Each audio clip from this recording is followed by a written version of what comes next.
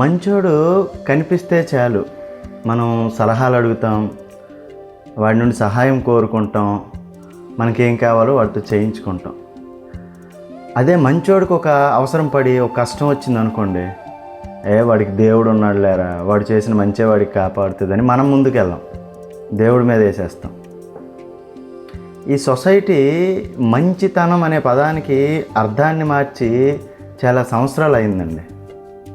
మంచితనాన్ని ఇప్పుడు డిజేబిలిటీ కోటాలోకి మార్చేసినట్టున్నారు. అంటే మంచోడంటే అమాయకుడని, ఈ సొసైటీలో ఎలా బతుకుతాడో ఏంటో అని, అది ఒక అంగవైకల్యం కింద పరిగణిస్తున్నాం.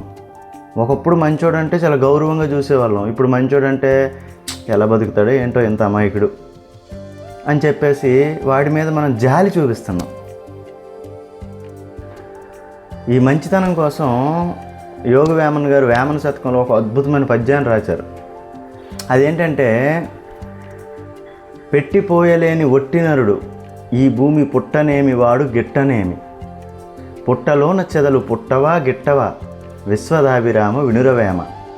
అంటే పెట్టిపోయలేని ఒట్టినరుడు అంటే ఇతరులకి సహాయం చేయలేని సామాన్య మానవుడు. ఈ భూమి మీద పుట్టనేమి వాడు గిట్టనేమి అంటే ఆడు పుడితే ఎంత, చచ్చిపోతే ఎంత. పుట్టలోని చెదలు పుట్టవా గిట్టవా విశ్వదాభిరామ వినురవేమ అంటే పుట్టలోని చెదపురుగులతో పోల్చారు ఇతరులకు సహాయపడలేని మనిషిని.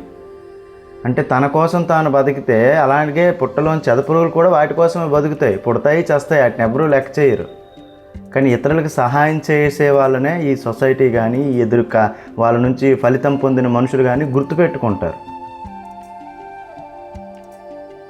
సో ఆ వేమన్ గారు చెప్పినట్టు ఆ పుట్టలోని చెదపురుగుల్లా కాకుండా మన చుట్టూ ఉండే కొంతమందికైనా మనం సహాయం చేసి మన మంచితనంతో వాళ్ళ ఎదుగుదలకి తోడ్పడి మనం మంచిగా ఉందాం, అందరితో మంచిగా మెలుగుదాం.